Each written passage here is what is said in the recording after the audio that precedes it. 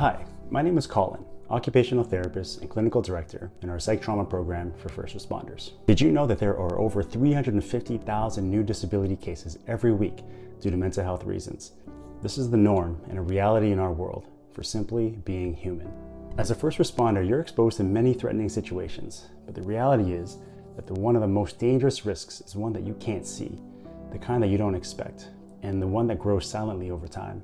Well, the job is unpredictable. The one thing we know for sure is that by simply going to work, you're more likely to be psychologically injured than anyone else. There are approximately 500,000 first responders every year that have symptoms of PTSD.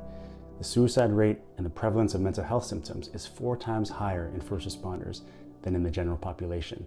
By simply doing your job, you're exposed to psychologically traumatic events, including suffering, violence, and death. And these things naturally impact your well-being, your mood, your thinking, your sleep, and your relationships. There were over 6,500 approved mental health stress injury claims made by first responders in the last 4.5 years. And because many injured first responders don't talk about it and don't make claims, it's estimated that there are actually over 13,000 Ontario first responders with PTSD. You are not alone. As first responders, you're trained to fix things. You've learned to compartmentalize and to push through. You don't need help because you are the helper. But the problem is, when you don't talk about it, you're the one to suffer. Your families suffer, your children, your partner. And eventually, you lose the ability to do the job that you love.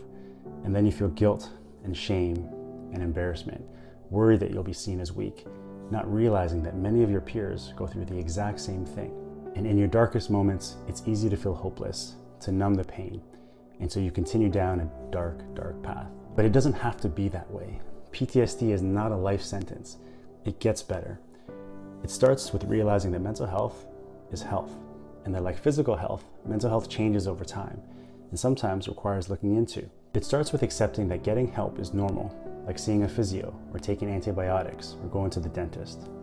By talking to someone in a private and confidential setting, you can maintain your health and well-being. And when it comes to trauma, it's critically important to get the right care with the right therapist.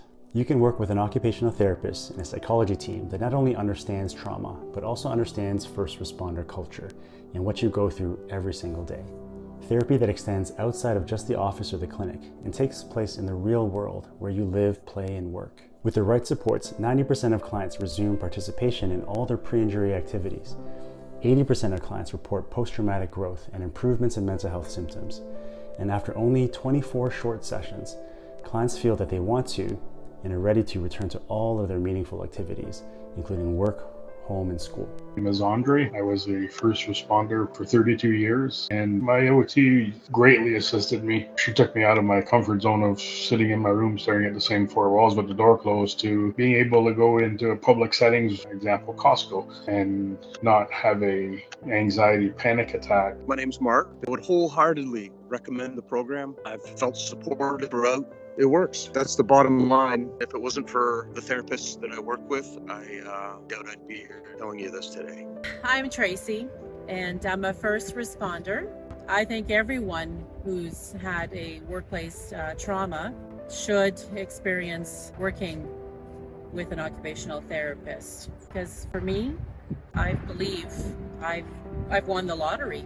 I'm Paul Rooney with occupational therapy.